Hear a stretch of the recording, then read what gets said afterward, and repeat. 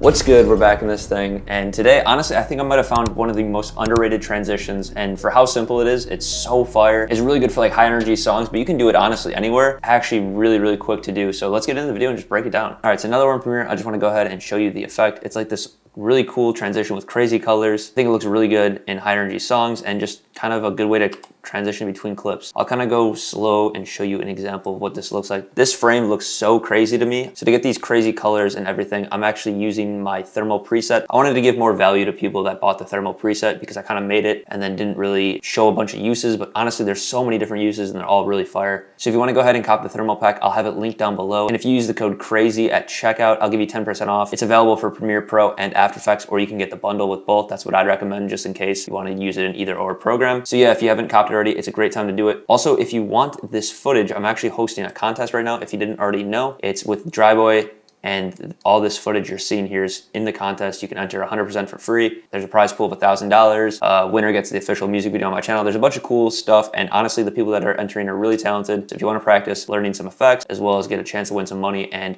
music video on my channel, I'll have that link down below. Also, if you want the project files of today's tutorial, I always include them for the Patreon supporters, so go ahead and check that out. So to start off, basically what you need to do is just transition between two clips, or just two different parts in the clips. Let's go ahead and transition right where he crosses his arm, and then I want to find the next frame I want it to pop up in. So I'm just gonna use the same clip.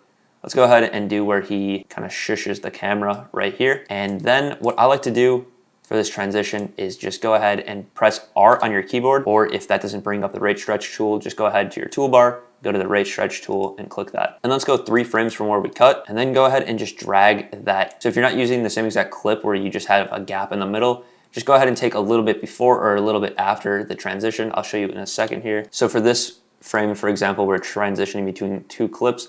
So I just went ahead and made this clip play out for a while, like out to here, and then just rate stretch it in before we transitioned. And basically this clip, I just took some from the beginning of this clip. So basically all you need is just a bunch of footage kind of sped up to give it that transition. And now when you play that, you have something that looks all right. It just kind of flickers back and forth. It doesn't look too good by itself, obviously. So the next thing you're going to want to go ahead and do is create an adjustment layer. You can do that by going to your project folder, right-clicking and creating a new item, and then go to adjustment layer, click OK, and then go ahead and drag that above your clip and just have it last the duration of the clip. Next, what you need to go ahead and do is add on that thermal pack. Like I said, I'll have it linked in the description if you don't already have it. So next, just go ahead and on that adjustment layer, drag on a thermal pack preset. There's 25 of them, but there's also, if you go ahead and drag it on, I'll show you in a second. For each example, there is an invert. So for example, I don't really like how this one looks in specific on this clip. So I'm gonna go ahead and play around with the inverts. You can turn one on, you can turn one off, you can turn them both on. They're all gonna give you very different looks, but I really like the way this looks right here. Then after that, I like to add some RSMB. If you don't have RSMB, you can go ahead and create a dynamic link in After Effects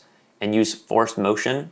It's basically the same thing and it's free, but RSMB is a plugin. And if you don't have it, it's honestly not the end of the world, but I think it just makes the transition look a little bit cleaner and gives it a little bit more like energy to it. So let's go ahead and just bring up that blur amount till it's something that we like, maybe 5, all really depending on the clip and how much motion there is in it. Let's go ahead and just bring it down till it kind of resembles the clip, but just has a little bit more like of an abstract motion here. Let's go ahead and use 3. You can turn that on and off. You can kind of see what that does. It just blurs the edges a little bit more. You can achieve something similar if you don't want to go into After Effects and you don't want to get RSMB with directional blur. If you go ahead and drag that on, it is not going to do the exact same thing, but it is going to do a little bit. You can go ahead and keyframe the blur length and duration and just change up the angle every frame. That way it kind of just has a little bit of a randomness to it. I'm gonna go ahead and play the version with directional blur first. So you can see, still looks really cool. I personally like the way RSMB looks a little bit more, but it is all personal preference and whatever you think looks best. And then here's with RSMB. One thing I did to the transition, I don't really know why, but I just scaled it down to 98. So it has like these black borders. I just thought it looked cool. You don't have to do it. Obviously, you can go ahead and scale it down more, add a white border behind it, really add whatever you want. And I mean, yeah, that's pretty much the whole entire transition. I'll show you a few other techniques that you can go ahead and do. If you want to go ahead and make it flash a little bit more intense, I would just drag an adjustment layer on, a blank one, and just duplicate that a few times. I'm gonna show you what it would look like if you split it up into 3, and then just drag on a few other ones that you think might look good. Do icy purple as well. So now when we play this, it's gonna be a little bit more flashing. Now you can see that's a little bit more intense and flashing. Something you can even do is keep the same exact one. I'm gonna go ahead and drag these 2 over, and then just go ahead and duplicate that adjustment layer with all of the same exact effects on. And for the first one, you can do something like 50 opacity and then play around with the blending mode. And that's gonna give you a certain look. And then go ahead and do 100 opacity with the same blending mode that you did before. I think overlay, exclusion, all these different ones look pretty good. Depending on what thermal preset you use and the blending mode, it's gonna make a bunch of really unique looks, and honestly the possibility is pretty much endless with this one. I'll go ahead and show you a few other techniques. Let's go ahead and drag those two different color ones back in, and then maybe duplicate that first one twice. And let's do that same thing with the blending mode with overlay and start it at 50, and bring it here and bring it to overlay again, and then take that last adjustment layer and duplicate it twice, kind of how we did with the first one. And then again, just go and then bring the blending mode to overlay at 100 opacity, and then one frame out 50, and then use that overlay mode as well. And now you can see at the beginning of the clip, it kind of fades in and then fades out.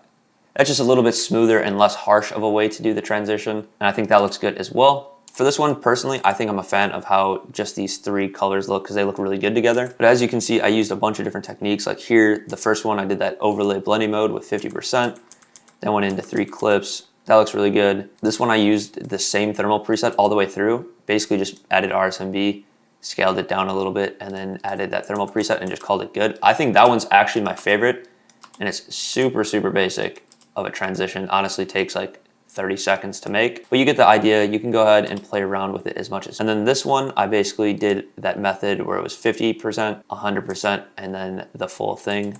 So this one's like a really, really quick transition. I like that one a lot too. As you can see, you get the point. You can go ahead and play around with the opacities, the blending modes, all the different thermal presets. Really get some crazy looks with this transition. Like I said, honestly, it's really slept on. I don't think I've really seen anyone do this exact transition. I was just playing around in Premiere and I thought it looked really good. There's definitely been some like thermal looks and stuff becoming more popular. So I just wanted to go ahead and do my own take on it, kind of come up with the transitions that you guys could use, and it's really simple to do. But yeah, guys, if you made it all the way to the end, like always, I do appreciate you guys. If you haven't already, like, comment, subscribe, do all that YouTube stuff. Drop me a comment saying what you thought about this effect. If you wanted to go ahead and snag that thermal pack for a steal, you can go ahead and use the code CRAZY at checkout. 10% off. Like I said, there's so many use cases for this pack, not only just this transition. So I'm gonna start doing a lot more tutorials on it. Follow me on all social medias, Instagram, Twitter, Twitch. I'll have them all linked down below. I try to stay as active as possible on there. But yeah, guys, that's pretty much all I got for you guys in this one. Peace.